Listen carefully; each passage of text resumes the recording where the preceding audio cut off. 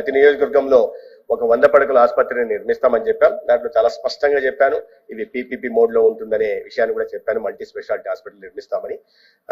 దానికి తోడు దీనికి ఒక ఆర్ఎఫ్ఈ కూడా తయారు చేస్తున్నాం. తొందరలోనే దీన్ని ఆర్ఎఫ్ఈ తీసుకొచ్చిన తర్వాత అన్ని విషయాలు కూడా సభలో తెలియజేసే ప్రయత్నం చేస్తాం అధ్యక్ష. ఇక నందిగామ విషయానికి వస్తే, నందిగామలో ఏరియా హాస్పిటల్కి అప్గ్రేడ్ అయిన 50 పడకల నుంచి 100 పడకలకి అప్గ్రేడ్ అయింది అధ్యక్ష. అయితే దాని తర్వాత అక్కడ ఒక 5 ఎకరాలు స్థలం బయట కూడా కొనడం జరిగింది. అయితే స్థానికంగా తర్వాత ఆ స్థలం కొనడంలో 2.5 కోట్లు ఖర్చు పెట్టారు, దాంట్లో అవినీతి జరిగిందనే ఒక ఆరోపణలు వచ్చాయి. తద్వారా అది కాకుండా ఇప్పుడు ప్రస్తుతం ఉంటున్న ఊరికి మధ్యలో ఉంటుంది, ప్రజలకు సౌకర్యంగా ఉంటుంది, రవాణా బయటకు వెళ్లాల్సిన అవసరం లేదనే ఉద్దేశంతో వాళ్ళు అక్కడ ప్రతిపాదన ఇవ్వడం జరిగింది. అక్కడనే పూర్తి చేయాలనే ఉద్దేశంతో 2.5 ఎకరాలు ఆ ఏరియా హాస్పిటల్ సరిపోతుంది అధ్యక్ష. ఇబ్బంది లేదు, ఎందుకంటే నా నియోజకవర్గం ధర్మవరంలో కూడా 2.5 ఎకరాల్లోనే ఏరియా హాస్పిటల్ ఉంది.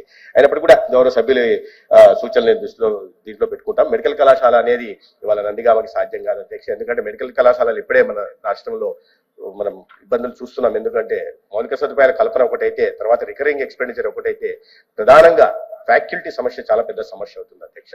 ఫ్యాకల్టీ వచ్చే పరిస్థితులు కనిపించట్లేదు. ఎటువంటి ఇన్సెంటివ్స్ వచ్చినప్పటికీ కూడా ఈ గ్రామీణ ప్రాంతాలకు వెళ్లే పరిస్థితి, ఎందుకంటే చాలా గ్రామాలు మన మదనపల్లి లేదా ఆదోని లేదా మార్కాపురం, చివరికి పులివెందులు కూడా మనం 50% దాకా ఫ్యాకల్టీ డెఫిషియన్సీ ఉందంటే దాన్ని బట్టి మనం తీవ్రత అర్థం చేసుకోవాల్సి ఉంది. కాబట్టి కొత్తగా ప్రభుత్వ రంగంలో కొత్తగా మెడికల్ కళాశాలలు వచ్చే అవకాశం లేదు. డాక్టర్ సిపాయి సుబ్రహ్మణ్యం గారు మరొకసారి వారు సిహెచ్ఓల గురించి అడిగారు. గతంలో కూడా ఇదే ప్రతిపాదన గత ప్రభుత్వంలో పెట్టిన ప్రతిపాదనే అధ్యక్ష. కమ్యూనిటీ హెల్త్ ఆఫీసర్లని 20,000 జీతం లేదా గ్రామాల్లో ఉండేటటువంటి 15,000 ఇన్సెంటివ్ ఇస్తామని, దాని ఆధారంగానే గతంలో కానీ ఇప్పుడు కానీ అదే కొనసాగుతా ఉంది.